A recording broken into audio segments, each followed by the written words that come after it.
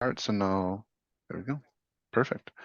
Hello, my name is Malachi LaForce from Technology for Tomorrow, and I'll be teaching you about digital safety and how to protect yourself from scams with CVOEO. I want to talk a little bit about Technology for Tomorrow, our company. We are a nonprofit 501c3 organization. We have a firm belief in empowering people in need with technology education. We have a firm belief that digital literacy and topics such as internet privacy fundamentals is crucial in today's society, and we want to make sure everyone receives that education. And to introduce myself for the faces who haven't seen me around just yet, my name is Malachi LaForce. I am born and raised in Burlington, Vermont. Most recently, I graduated from Champlain College for production management. And in my life, I've always been a mentor of sorts. I've helped to teach a lot of people over the course of my life. I have 9 younger siblings and I have 20 younger cousins. I'm at the top of the food chain. And I've also worked at the Boys and Girls Club in Vermont to help out a lot with the younger kids. I also help my grandparents with a lot of their financial stability and their digital skills and issues. So when I heard about Technology for Tomorrow, the message really resonated deeply with me. So as a part of my first step in my career, I've joined Technology for Tomorrow to be here with you all today. We also want to thank Burlington. I'm here. Welcome. We also want to thank Burlington for having us here and helping to sponsor this class. Before we hop right into the topic, I want to talk about how I'm going to be running this class in the next 90 minutes with you all. So I'll talk about the slide deck section and we'll talk a little bit about the information on them. Then I'll have a couple of minutes, about 5 to 10 minutes for questions or to share any experiences you may have had with this type of information.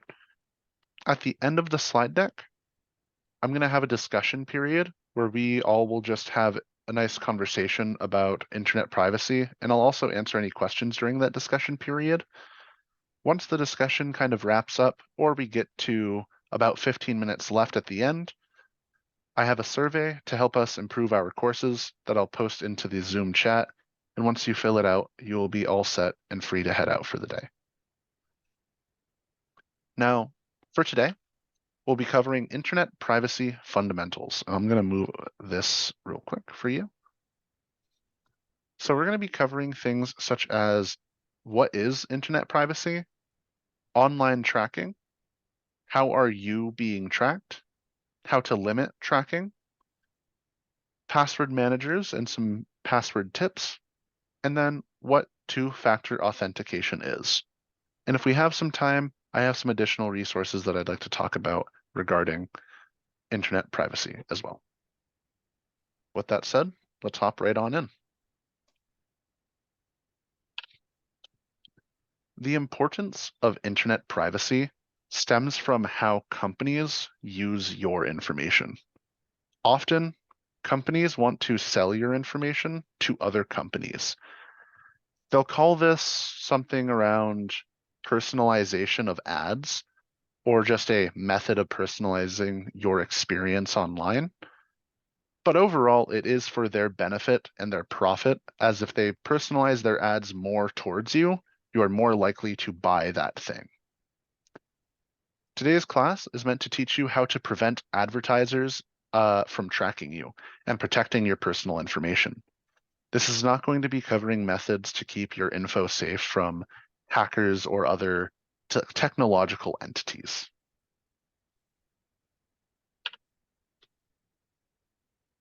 Now, in the modern day, personal information is very valuable. It's a market of its own, especially to some specific individuals. For example, advertisers use your information to personalize those ads and get you to click more and buy more. And companies do the exact same. Websites, internet service providers, and the government also track you to check what you do online. and for other purposes, which we'll talk about in a little bit. Some examples of big companies that want your information and track your information include Microsoft, Google, and Yahoo.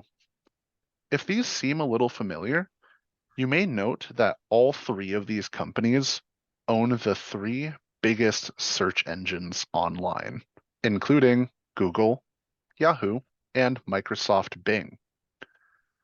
Their search engines do track what you look up to personalize your ad experience and to get you to buy more things. Now, when we're talking about internet privacy, you may hear the term cookies thrown around when talking about data or internet privacy. Cookies refer to pieces of information that are stored on your browser. They are helpful as they can make websites load faster, remember your settings for specific websites, and can also remember your login details so you don't have to log in the next time you come onto the website. If you ever see a website and they say enable cookies, this is what they're looking to do. They're trying to track those small pieces of information that you'll put into their website. You may want to read that company's privacy policy to see how they'll be using your cookies, but I also know that a lot of the time you don't have the time to read every single privacy policy for every website you visit. So a good rule of thumb is if you don't have to log in and there are no preferences and no settings for the website, there isn't really a reason to allow them. The website may take an additional second to load because you don't have the cookies enabled, but you're preventing those websites from tracking your data. So if they don't have preferences, that you don't have to log into the website and you don't have settings and they're asking for your cookies, there's not really any reason. So I would never allow them on those websites. Another term you may have heard is fingerprinting. Now, cookies can't necessarily be linked back to you as an individual. Cookies are often used majorly for the browser that you use, and they can track that specific browser. But fingerprints are unique information from your device or browser that can be linked back to you as an individual. This is often how you are tracked by companies and how they tailor content and advertisements to you specifically. They do not need the cookies to track you, so I would always look at the privacy policy of companies you use products from that may use your voice or your personal information, including social media websites, but also AI assistants such as Alexa and other things like that. If you ever say um, they're always constantly recording. So if you just kind of talk about things that you like, Amazon can use that information to begin to target your advertisements. This is why digital assistants can be a little nerve-wracking, which is why you should always make sure that your information is always protected and to turn them off if you are not going to be using them for an extended period of time. Are there any questions or any comments that want to be made so far regarding internet privacy and anything that I've talked about?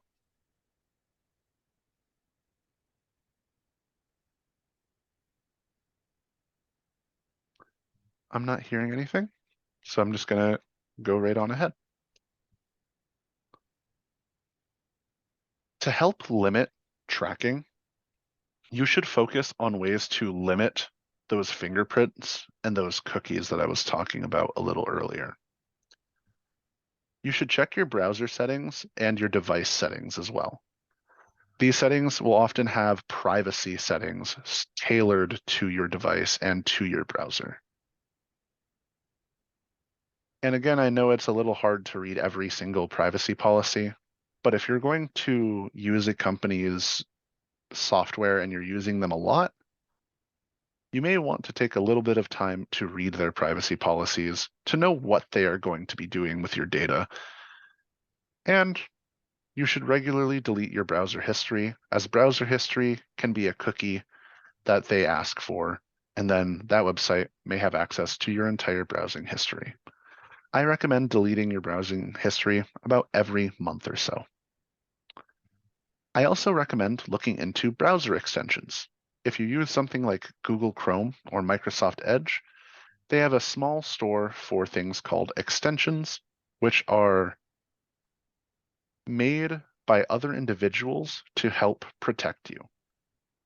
They are also made to do other certain functions, but the ones I'll be talking about, AdBlock and uBlock Origin, are very helpful in regards to your internet privacy. Both of them block cookies, they block trackers, and they block advertisements.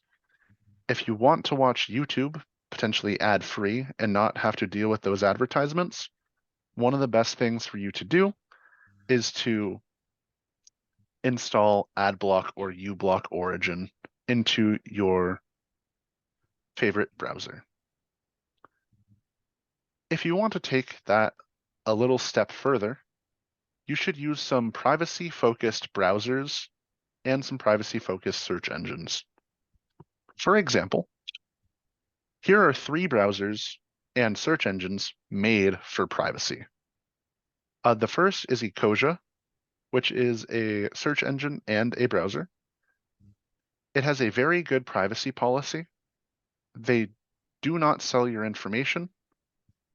They also use any money from advertisements that they have on their search engine to plant trees to help the ecosystem. The second is DuckDuckGo. It's a search engine turned into a browser focused on personal privacy. Now, while DuckDuckGo is really good, Brave is a new engine that has come out. It is also a browser and a search engine. It's very similar to DuckDuckGo, and it's what I personally use all the time. They have a built-in ad blocker, like I talked about earlier, AdBlock and uBlock Origin. It's already built into the browser, so nothing can get really out of it. And they also have a built-in virtual private network. Now, a virtual private network we'll get into a little bit later, perhaps during discussion time. Another good topic to cover is password managers. Now, as you may know from what we talked about with cookies, cookies can often include your password. So if anything gets leaked from that website and they have your login information, that password could be compromised, so you can't use that password anymore. The best thing about password managers is that they can automatically update your password and register if your password has been leaked or not. They can log you in with one click, and they protect your passwords very well by scrambling the information and storing it in a nice, secure vault. If you use a password manager, all you need to do is remember one password for the password manager, and you'll have access to the plethora of passwords within it. And you won't even need to remember them. All you have to do is log into your password manager and click once, and it'll log you into any site that you need, as long as you're putting all of your passwords in there. Now, there is a little bit of a downside, which is the concept of putting all of your eggs into one basket, if you will. If your password for your password manager were to be compromised or found out, you would lose all of those passwords. Which is why if you use them, one of the best safety measures is to change your password about every week or every month, every 30 days. And all you have to do is change that one password for the password manager instead of all those other passwords. It also allows you to edit that username and password information at any time and update them instantly, very fast. Some great examples of some great password managers are LastPass, 1Password, and NordPass. Now, these often have a required paid fee or a payment. I know NordPass often requires about $10 a month to use it. They're very good, and they do have some free versions. I would be careful with any free password managers being advertised, and I would make sure to read their privacy policies for any free password managers to see what they'll be doing with the passwords that they're managing. Now, in addition to protecting your information using a password manager, you may have heard of a term called two-factor authentication, also known as 2FA. It's an extra layer of protection for your information on multiple websites. If you were to imagine your accounts as a fortress and your password as a key to the front gate, two-factor authentication adds a second door with a second key. In essence, if someone gets your password, they still won't be able to get in as they'll need that second key with two-factor authentication. Some examples of two common methods for two-factor authentication are text messages, authentication apps, security keys, emails, and phone calls. Now, you may have heard of two-factor authentication. Facebook often uses it. Microsoft products uses it, and I know Google has been using it recently as well. When someone tries to sign in, they'll send you one of these, such as a text message, or they'll pop up on your phone saying, "Hey, is this you?" That is what two-factor authentication is, and you may have seen it out and about. It's just verifying your identity, which is really helpful as you don't want to be forced to lose your password. Are there any questions on anything that I've covered so far regarding all of the internet privacy information? I know it was a lot coming at you in a short amount of time.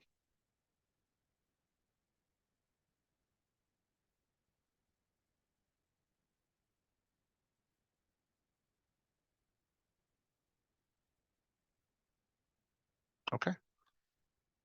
Well, if there are no questions, all of the material has been talked about, and I can talk a little bit more on some other things. So we have a lot of time here, so I'm gonna go ahead and cover some additional resources. It's gonna be discussion time, so please interrupt me if you have any experiences you want to share, or if you want to know anything about internet privacy that I did not discuss. But I do have a list over here of things I can talk about, especially. Oh, go ahead. I think I had a stop sign. Well, I did stop, but then I saw that car, so it wasn't sure if it fucking gonna go on me or not.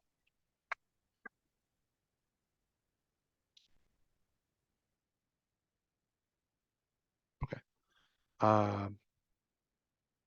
Well, then I'll begin to talk about some of the additional resources. So I talked a little bit about virtual private networks. So virtual private networks, you may have heard of them as VPNs. They will encrypt your internet connection or kind of scramble your internet connection to provide a layer of privacy for you when you're on the internet. It secures the data that's being transmitted through the internet.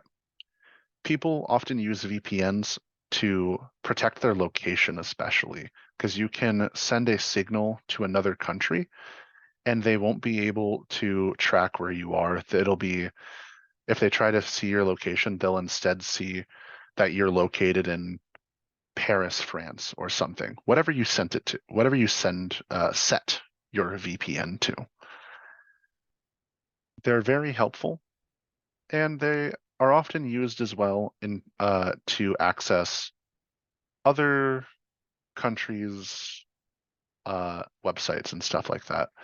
For example, if you use a VPN for Netflix, we'll say, you could access different uh, things, different uh, potential movies and other shows by using a VPN. That's not the main purpose, but it is something that a VPN can do. Now, I talked a little bit about NordPass. NordPass is a password manager owned by NordVPN. So if you were to pay NordVPN about $20 a month, you would be able to have that enhanced security for everything and have that password manager on lock as well. VPNs work in a way that use encryption and other protocols to secure data and make it unreadable to people tracking you. You can imagine it as information. Normally, when you're out and about, you're walking on an open trail. A VPN would make it so that you're more walking through a secure tunnel and nothing from the outside can get into the tunnel. So it just creates a small quote unquote tunnel between your device and the VPN to protect it from being tracked or being intercepted. Many different things. The benefits of using them include enhanced security, that internet privacy. You can bypass geo restrictions that I talked about, and you can secure remote access. So for anyone using or working remotely, it provides a secure connection to a company's internal network to make sure that you are always staying safe online.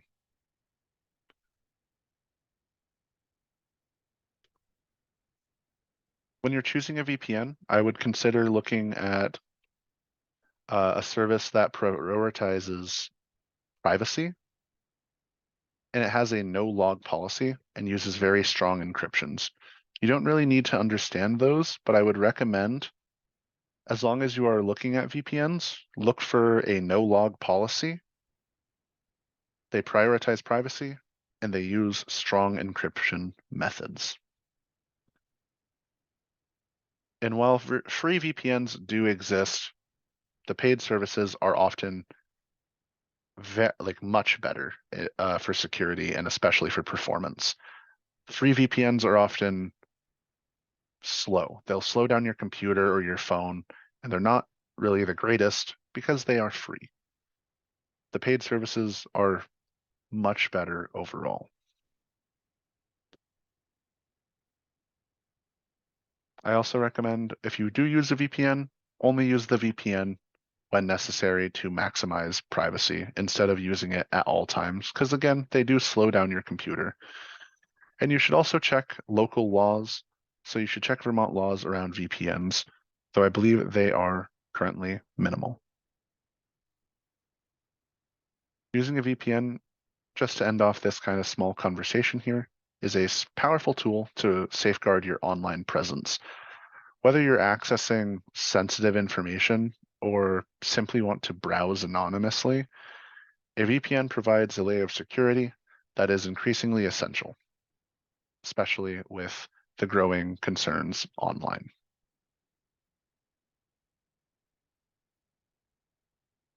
Are there any questions or any experiences anyone's had around internet privacy or VPNs or anything someone may want to share?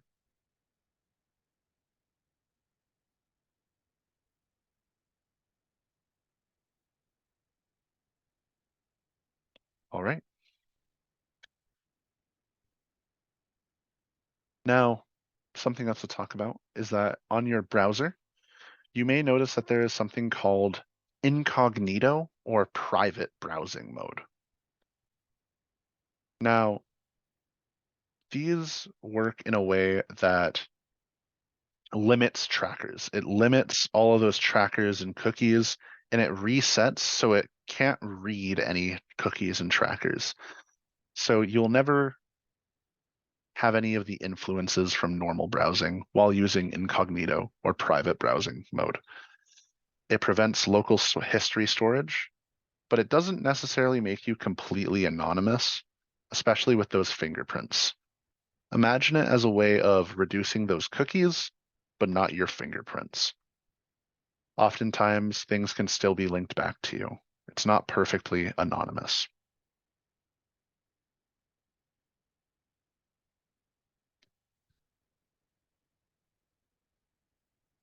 Now, another thing we can talk about is data breaches and especially some good security practices. In recent times, I believe last year, Facebook underwent a data breach where they lost a lot of private information from each user. This harmed the trust between users and Facebook. Facebook was very helpful, but that data breach resulted in a lot of people losing personal information and their Facebook accounts. People had access to their passwords and often lost a lot of their livelihoods because they kept only one password or a couple of passwords and had a lot of their information taken, which is why you should use a password manager or manage your passwords on your own, not only using one for everything. And I also want to emphasize regular password updates. If you do not want to use a password manager, I would highly recommend every month or two, just updating your passwords and monitoring your accounts for any suspicious activity. It's better to monitor and take a look at your bank account and other things like that, and just look at your account every now and then to catch something rather than 3 months down the line realized you've lost $800 because someone's been slowly channeling it out and you haven't been really looking or monitoring. So I want to really emphasize that taking a couple of minutes to look at your bank and check what purchases are being made and checking your social media accounts to see what's being posted, because you should know what's being posted. If there's a post that you didn't make, someone else has access to your account. And that's very bad for you, potentially.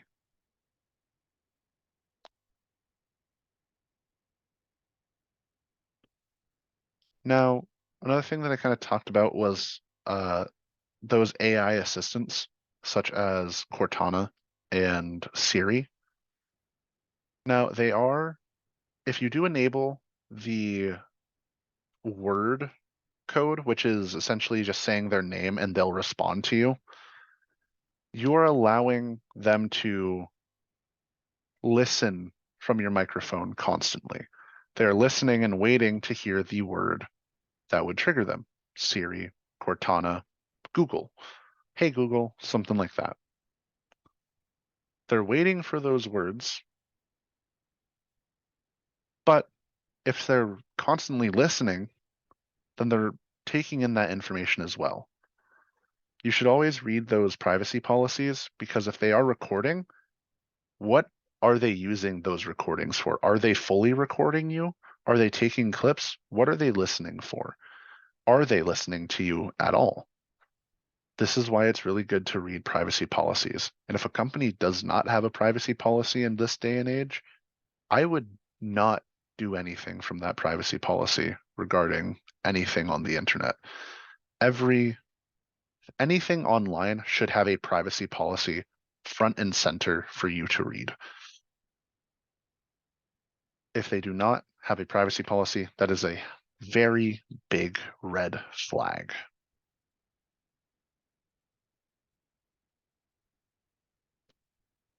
Are there any comments or questions anyone has on internet privacy or anything I just talked about? Can you adjust all these settings, like the cookie settings and all that, just by going to settings on your computer? So cookies is browser specific, so it would be on your browser, yes. All you'd have to do is open the settings and there should be a privacy setting that talks about cookies and other things like that. You're always looking for that privacy section. Hmm.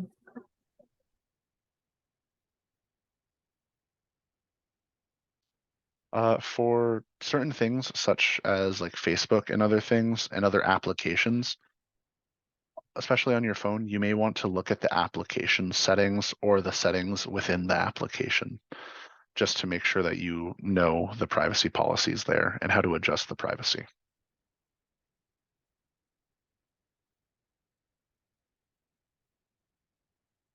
Are there any other questions around privacy?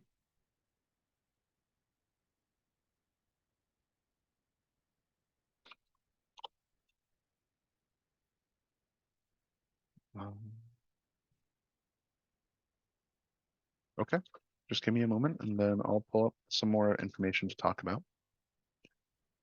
And if there's nothing that anyone really wants to ask or talk about by 5:50, then I'll post the link in the chat and we'll be all set and we'll end the class a little early, if that's all right with you, Alir.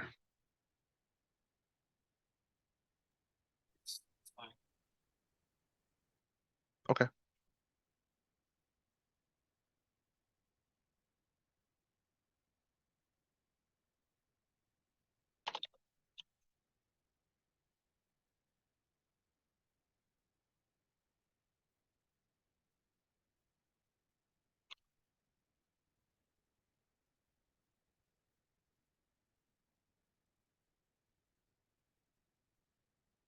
Okay, so I have a question. So Go ahead. I download okay, like I'm just gonna be honest with you. I just like don't speak computer and like my brain just doesn't work that way. But I mean like actually everybody needs one. And so I downloaded that browser, that Brave browser. Yeah. And so if I just use that, is that going to like be safer for my computer and like my browsing moving forward because it already has a built-in like, well no, the ad blocker doesn't do anything. I don't It know. has built-in protection, so yes, that is honestly, it's one of the easiest and best steps you can take just using one of those browsers. I mean, it's like I've never had an issue, honestly. I mean, my passwords are pretty complicated, but I'm not gonna lie, I pretty much use a variation of the same one for everything. I mean, it's not the exact same, but it's a variation. But like I've never really had any issues like that. And I also don't really do anything super major. And I'm also super poor. So like I'm like, oh, who'd want to steal my identity so you can have a negative bank account? Like, but anyway, so but I guess like it's better to know because obviously I'd be one of those people that it would happen to me. And so just like switching my browser to that is like a good step to take as far as I mean, you're like, yeah, I like Chrome and everything, but and I'm not like super bothered by the targeted ads. It's a little irritating, but I'm like one of those people that if I'm like shopping or see something on Facebook, I'll just click on it and like I'll just like hit okay, okay, okay to everything. And I've just been fortunate and haven't gotten in any trouble yet. I mean, like I'll keep an eye on sites and stuff. Like I'm not gonna click on any sketchy sites or any sketchy links or like buy anything from any weird sites, but when it asks about like accept cookies and stuff on your phone, sometimes it just like won't let you pass that page unless you hit accept. Um, so Yeah. A lot of the time they'll ask for them and it's not really an ask. It's like you're not accessing the site without them. yeah, that happens to me Yeah. a lot. And so then I'm like, I usually hit no. And then when it's like, it just keeps bringing me back to like the homepage and won't let me progress unless I hit yes, then I'll just be like, okay, fine. And I'll hit accept. But I don't know. It depends on how important the web page is. Sometimes it's like you really need that web page, you know what I mean? Yeah. But if you Yes. don't need the web page, or again, that rule of thumb of do I need to log in and does it really need to remember any information I'm putting in? Does it need to remember it? If it doesn't need to remember anything of importance that you can think of, there's not really a reason for it again. So I would honestly, I would rather find another website, but I know that sometimes those websites are hard. Yeah. All right. But yeah, I do recommend using that Brave web browser. It's kind of like all the tips that I've said built into one little package, and it's been very easy for me to recommend and just say, hey, use this browser and all of those internet privacy tools that I talked about, you're basically covered on them. So it's a very good web browser to use, and they're very open with everything that they do. One of my favorite things, I can actually show you real quick, since we're streaming here. Before we continue with this, I do want to say thank you to Flat Icon. All the images that you've seen, like these icons right here, are provided by them. And as long as I say that in my presentation, I am allowed to use them for free. With that said, I'm currently on the Brave web browser, so this is kind of what it looks like at the top here on a computer. If I make a new tab, this is one of my favorite things here. So it tells me how many trackers and ads I've blocked the entire time I've been using Brave. Brave has blocked for me 119,276 trackers and ads, which is insane. And I've only been using it for about 4 months now. It also tells you how much time you've saved because those trackers and ads have to load. So they're actually weighing down your computer as well. So I've saved 1.7 hours of time in the last 4 months just by using Brave. And also they have a random image that appears, and I like that more than just setting my own image. You like your shit so I can use it? Excuse, can you repeat that? Sorry, I was just gonna ask you, how do I shut my Google off? Like, Like, how do I shut it off completely when it says, "Hey Google" thing? You would have to unplug it, or there should be an application for it, and you can check the settings there. Okay, so like my phone has "Hey Google." Like I Yes. don't have a Google like dingy, so I have to go to my settings. Yep, you'd go to your settings, and what you're really looking for isn't anything. You're just looking for the setting that if you say, "Hey Google," it'll read and it'll register it. You're just looking for that. Okay. That's all I wanted to know because I'm shutting mine off. They don't need to know anything. My private life or anything. Like my children's, like I tell my social security number and stuff, but like, yeah, no, thank you. Yeah, it is a little scary because they are theoretically always listening.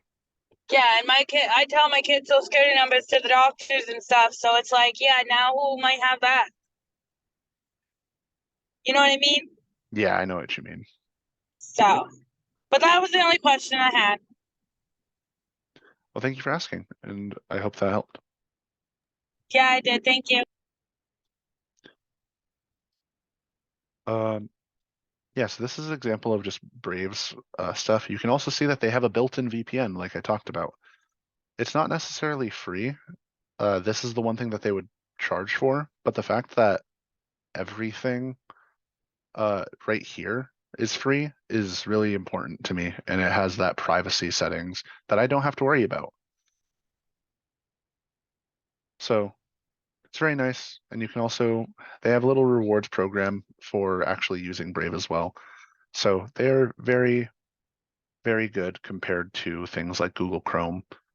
They're actually built using the same engine as well. So everything that Google Chrome can do, Brave can also do, which is a good note if you are trying to transition your browser. And if you don't know where that location is for that incognito or private browsing is, you're going to go to the top of your browser and you're going to look for this hamburger menu. You're going to be looking for this on your application too if you're using a phone. And it should say something like new tab, new window, and you're looking for a new private window or new incognito window. That's how you would limit a lot of local cookies and other things like that. That's good to know about the Google browser, because that's another issue I have. Sometimes I've like switched to different browsers and stuff, and it's like, okay, it's not even showing me half the same. You know what I mean? It's not even pulling up half the same options. I have another quick question. Is hamburger menu the official term for it, or? Oh, for these? Yeah, that's the official name. It's the hamburger menu because you have the You have the two buns and the meat right on the middle. Gotcha. Okay. Just checking. The other thing about Brave as well, like I said, it's also a search engine, and since I'm using their browser, it also has a search engine. So if I type in, let's say, I don't know, Frank Sinatra, this is Brave's search engine, which is always in this kind of darker mode, if you will. I like that because I'm have very sensitive eyes, so I really like this darker color scheme, and it gives you relatively the same things. I will say one of the benefits to using Google compared to the Brave search engine, I do find myself very rarely and on occasion going back to Google because Google can track your location. Brave does not track anything for you. It does not track your location. It does not track your browsing history, which is good for your privacy. But if I'm trying to look up great places for takeout near me and it can't register my location, I can't really use it that well. So that's when I would usually go back to Google and then write restaurants near me or something like that, toy stores near me. If anything revolves around location, that's when I would recommend to go back to Google because they track that information and Brave doesn't, which is good, but that is the downside to no trackers at all.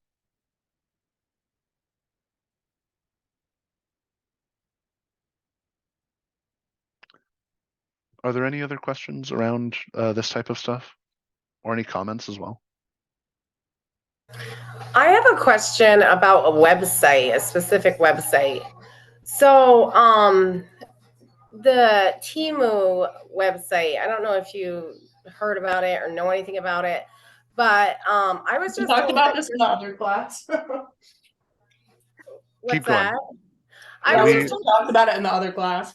Oh, okay. Well, I was told that just having the app on your phone, they have access to your bank account and all those things. Is that So true? Do you know? with the Temu app, the way I do it, because I order from Temu, is I have a specific card for them. Like I use just my Cash App card for them. And that's the only way they're allowed to get any money off it, and I only put enough to be able to order with on my card. So if they try to pull any bull crap, they cannot do it. Okay. Yeah, so to answer your question, the Temu app will, when you download it, it may ask for permissions to your phone and other thing. The moment you download it, it doesn't have access to your phone. Doesn't have access to absolutely everything on your phone. It has access to everything that you've put into the application. When you turn it on and it says, "Hey, can we have these permissions? Can we have permissions to see your um, other applications that you're using? Can we have permission to see your location?" They have to ask for all of those permissions immediately. That's when you should take a little bit of a step back and see exactly what permissions they're asking for. Because does it need your location? Does it really need all of your location data while you're on the application? Does it really need to see the rest of your applications on your phone? Just think about it in the way of why does it need access? Just why? Why does it need access to that specific thing? Because there are some that may ask for things like, uh, what you may say, it may say, can we have access to your passwords and other things like that? Why does it need access to those? Why do you need access to that? And you Right. can always deny it. It always has the option of yes or no. And if you can't use the application, it says like, oh, if you don't allow it, you can't use the application. That's when you delete it. I wouldn't have it on my phone if it's not going to allow me to use it because I'm not allowing it to read Sorry, you specifics. can't use our app unless you give us all your passwords for your entire life. Exactly. If you've granted permissions, is there any way to like go back and revoke them or? Yeah. So you may have heard me say the settings for your app and the settings in your app. it's two different things. On your phone for applications, there is the settings app, and in that app, there should be overall settings for each application. You can do that, and by checking those, you can, what would you call it? You can check what permissions each app has by clicking on them and going through them. And then it also gives you the option in that settings to change the permissions as well. One of the biggest things that I always recommend is if they're asking for your location, if you will, they may ask for your location data.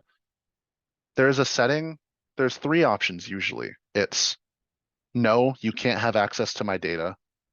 Yes, you can have access to my data. Or yes, but only when I'm using the app, only when it's open. Location specifically, I most never give blanket cover. Yes, I always say only when I'm using the app because it should not be tracking my location when I'm not using it. Thank you. Not a Say, I problem. do the same thing a lot with it'll say while using the app, and I usually will select that one.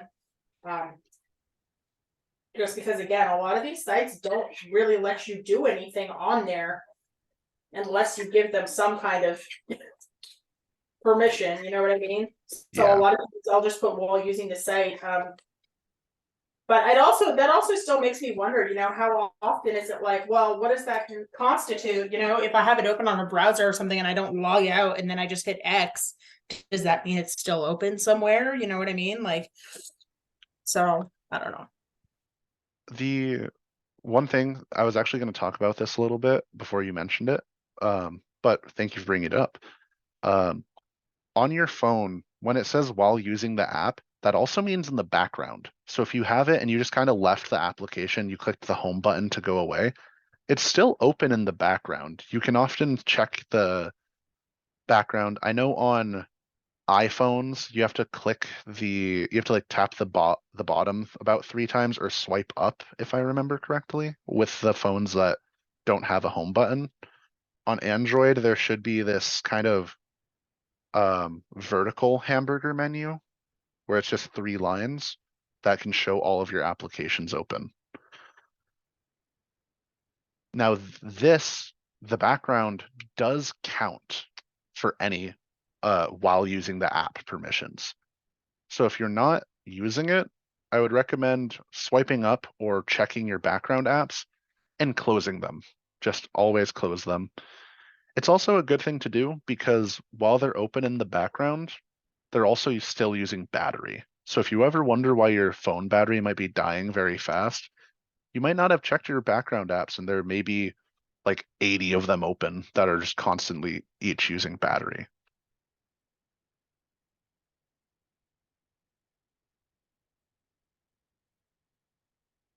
Are there any other questions regarding internet privacy or anything like that? I can always answer any questions regarding this stuff. I'm pretty flexible and always happy to help.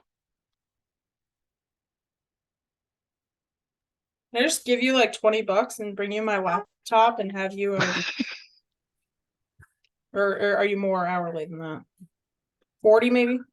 No, I'm just kidding. I mean, I'd be glad to, but that's a separate thing because I cannot accept any invitations like that while I'm on company hour. Apologies. That's okay. I'll let it go.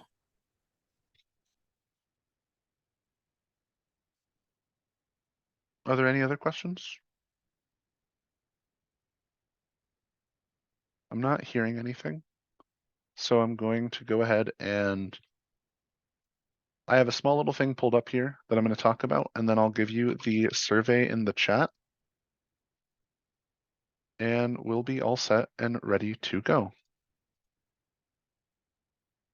Now, the thing that I pulled up, I want to talk a little bit because internet privacy, as I talked about, I've been talking a lot about how companies track you, but I haven't really talked about another big entity that tracks you, which is, as you may guess, the government. Now, the government does hold the right to track and look at certain things, if you do not delete them, they often have access to at least reading messages. They have to have a reason more often than not, such as like suspicious activity in America. Like, I don't even want to say it because I know it would flag me and then I would start being tracked by the government. But if you make like false threats against someone, or you make false accusations, potentially, what would you call it? Especially like insulting political figures or threatening political figures in any way, shape, or form, that is an immediate reason for them to warrant tracking your information. So if you ever want to say something, it's better to say it either over the phone or in person rather than online, because saying anything that could be considered a threat towards a political figure or a individual can immediately get you, well, at least started to be tracked. So anything that can be interpreted that way, that's where you're going to start being tracked. Oftentimes they don't have enough people to constantly watch everything. So it's more just they're waiting for a little flag to go off. And the moment that goes off, that's when they're going to start having someone monitor your activities online for security and law enforcement purposes. Types of surveillance they might do, such as includes like monitoring who you're talking with, reading your messages, accessing your online records, not necessarily your personal information, but if you have a criminal history, they may pull that up, certain government documents. And then they also may intercept your data, which essentially means if you're using something if you don't have a VPN on, they're essentially taking the place of a VPN and you're bouncing to the government and then to the place that you want to go. So they're just constantly reading where you're going and what you're doing online. There is some concern around it, especially because what is considered a flag isn't very clear with the US government. And it can be considered an invasion of privacy and potential misuse of the data that they take, especially if you do that type of like threat. The government often aims to balance security and privacy, but they will always lean towards that security side more than the privacy side. You do have some constitutional rights around your privacy, especially citizen privacy. And there are often data protection laws in legislation. I recommend, if you have a little bit of time, reading federal law on certain personal data things, but I know it's, again, a very big read, and I personally would never want to read law myself. But it is good information for you to have in your brain, just because knowing your rights is better than not knowing your rights overall. So to talk a little bit on some of the protections you have, instead of having to have you read them all, I'm going to give you kind of 3 examples and talk about, they'll just be a little bullet points as to why they're important and how they may protect you. So the Fourth Amendment in the United States will protect you against unreasonable searches. Like I was talking about, they need something to warrant you being searched or using your data at all. They have to have a reason. That's your first protection, which is the Fourth Amendment. The second is the General Data Protection Regulation. This is majorly for the EU or the European Union, but it has been seen and reviewed in the US, so there is potential for it to come over. It ensures individuals have control over their personal data and how it's processed. It has been looked at, but it's not currently in the US. The third one is the Electronic Communications Privacy Act, or the ECPA, and this is from the United States. It regulates the interception of electronic communications, essentially saying they can't always be tracking you. It has to be reasonable given the reason. So if you have a threat of I'm going to do X on X date, that X date, they now have reason to track you until that date. They have reason to track you until that date, but they can't track you afterwards. And that's what the ECP will provide for you. And again, there are a lot of challenges, You mean especially they can't track you on that date unless you do something on that date? Because if you do something on that date, then they're probably going to continue tracking you afterward. that would be correct, yeah. Thank you for that clarification.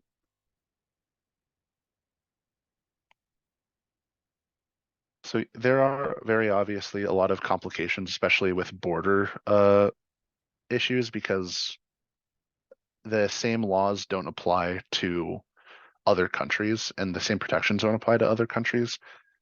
For example, some countries are very, very security focused and very heavy on controlling what everyone can see.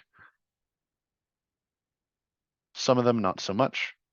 So it's just something to think about, and it's always hard to regulate. So I want to at least bring that up, because understanding the kind of balance that government surveillance and individual privacy has is something that's very important regarding internet privacy. Are there any questions on that at all, or any comments?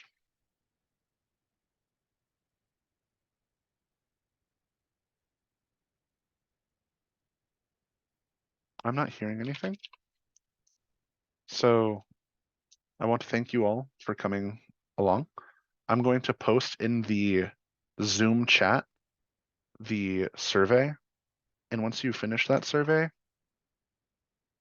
you can head out for the day. Thank you so much for attending class, and I really appreciated all of the comments and the questions coming in. I wish it was still daytime. It's nighttime here. Thanks, Malachi. Not a problem. And also, you are correct. It is very much nighttime here. I was gonna say, I'm pretty sure he's not that far away. I'm always working remote, so I don't really see the light of day until after my shift. And with winter, I don't get to see it at all.